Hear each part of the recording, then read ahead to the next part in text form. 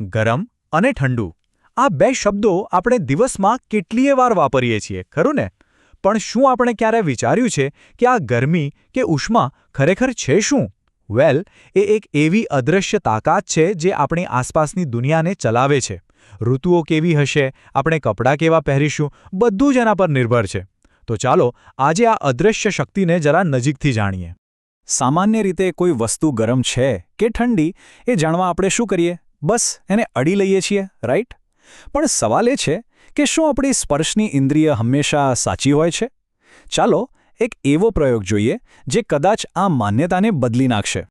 જરા કલ્પના કરો, એક હાથ એકદમ ગરમ પાણીમાં છે અને બીજો હાથ બરફ જેવા ઠંડા પાણીમાં છે. થોડીવાર પછી બંને હાથ એકસાથે કાઢીને એક ત્રીજી વાટકીમાં નાખો જેમાં સામાન્ય હૂંફાળું પાણી છે. શું થશે ખબર છે? જે હાથ ગરમ પાણીમાં હતો એને આ હૂંફાળું પાણી ઠંડુ લાગશે અને જે હાથ ઠંડા પાણીમાં હતો એને આ જ પાણી ગરમ લાગશે. એક જ પાણી, પણ અનુભવ સાવ જુદો. આના પરથી એટલું તો સ્પષ્ટ છે જ કે આપણી ઇન્દ્રિયો પર હંમેશા ભરોસો ન કરી શકાય. તો આ ગૂંચવણને ઉકેલવા અને ઉષ્મા પાછળના વિજ્ઞાનને બરાબર સમજવા માટે આપણે 4 મુખ્ય મુદ્દાઓ પર નજર નાખીશું. પહેલાં તો આપણી સંવેદનાઓ કેવી રીતે ગૂંચવાય છે એ જોઈશું. પછી ઉષ્માને ચોક્કસ રીતે માપવી કેવી રીતે એ સમજીશું. ત્યાર પછી એ કેવી રીતે એક જગ્યાએથી બીજી જગ્યાએ જાય છે એ જાણીશું. અને છેલ્લે આ જ જ્ઞાનનો રોજિંદા જીવનમાં શું ઉપયોગ છે એ પણ જોઈશું. તો સવાલ એ છે કે જો આપણી ઇન્દ્રિયો પર ભરોસો ન કરી શકાય તો પછી કોઈ વસ્તુ કેટલી ગરમ કે ઠંડી છે એ પાક્કું કેવી રીતે કહેવાય? સારી વાત એ છે કે વિજ્ઞાન પાસે આનો એકદમ સચોટ જવાબ છે.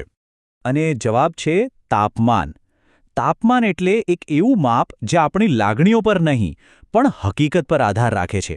એ આપણને એક ચોક્કસ આંકડો આપે છે કે કોઈ વસ્તુ ખરેખર કેટલી ગરમ છે અથવા કેટલી ઠંડી છે.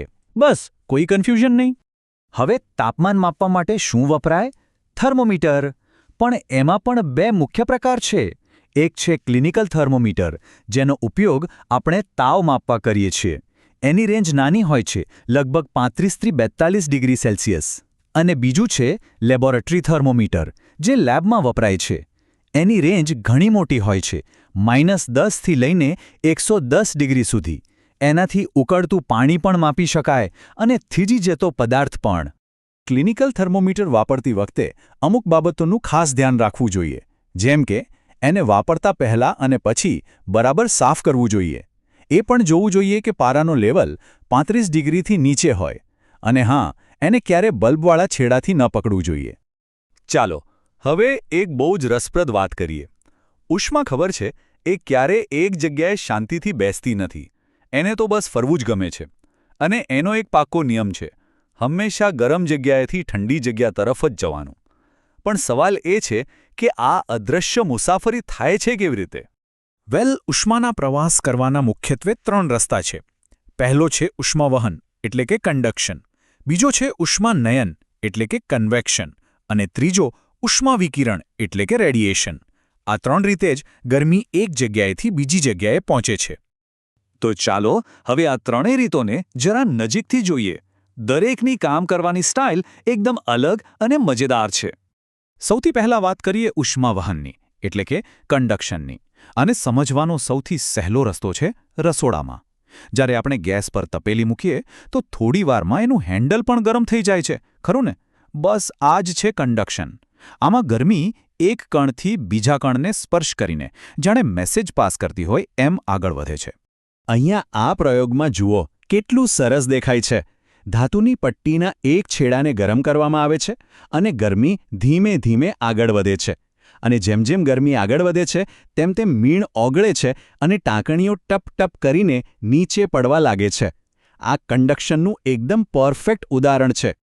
પણ હા, બધી વસ્તુઓ ગરમીને આટલી સરળતાથી પસાર નથી થવા દેતી.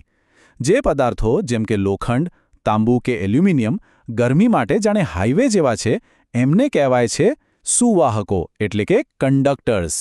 અને જે પદાર્થો જેમ કે લાકડું, પ્લાસ્ટિક કે હવા ગરમીના રસ્તામાં સ્પીડ બ્રેકરનું કામ કરે છે, એમને કહેવાય છે અવાહકો એટલે કે ઇન્સ્યુલેટર્સ. ચાલો હવે બીજા રસ્તા પર આવીએ. ઉષ્માનયન એટલે કે કન્વેક્શન. આ મોટેભાગે પાણી અને હવામાં જોવા મળે છે.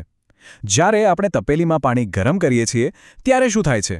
નીચેનું ગરમ પાણી હલકું બનીને ઉપર જાય છે અને ઉપરનું ઠંડુ અને ભારે પાણી એની જગ્યા લેવા નીચે આવે છે.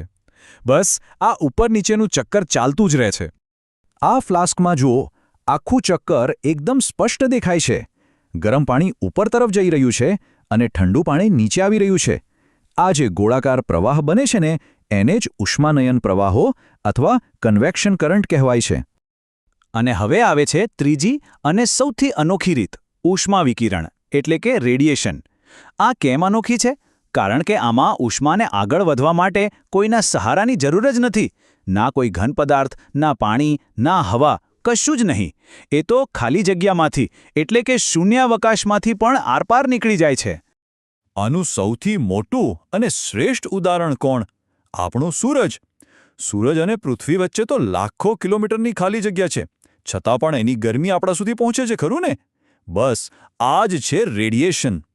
એ જ રીતે શિયાળામાં તાપણા પાસે બેસીએ અને જે ગરમાટો લાગે છે એ પણ રેડિયેશનને કારણે જ હોય છે. સારું, તો આપણે આ કન્ડક્શન, કન્વેક્શન અને રેડિયેશન વિશે જાણી તો લીધું, પણ આ બધું આપણા રોજિંદા જીવનમાં ક્યાં કામ આવે છે? ચાલો હવે એ જોઈએ કે આ વિજ્ઞાન આપણી આસપાસ કેવી રીતે કામ કરે છે. યાદ છે પેલું તપેલીમાં પાણીનું ચક્કર? હવે કલ્પના કરો કે એ જ વસ્તુ કુદરતમાં ખૂબ મોટા પાયે થાય છે. દરિયા કિનારે દિવસે જે ઠંડી દરિયાઈ લહેર આવે છે અને રાત્રે જે ભૂમિય લહેર ચાલે છે એ બીજું કંઈ નહીં પણ હવાના આ જ વિશાળ કન્વેક્શન પ્રવાહોનું પરિણામ છે. અને આપણા કપડાં, એમાં રેડિયેશનનો શું રોલ છે? જો, લોજિક બહુ સિમ્પલ છે.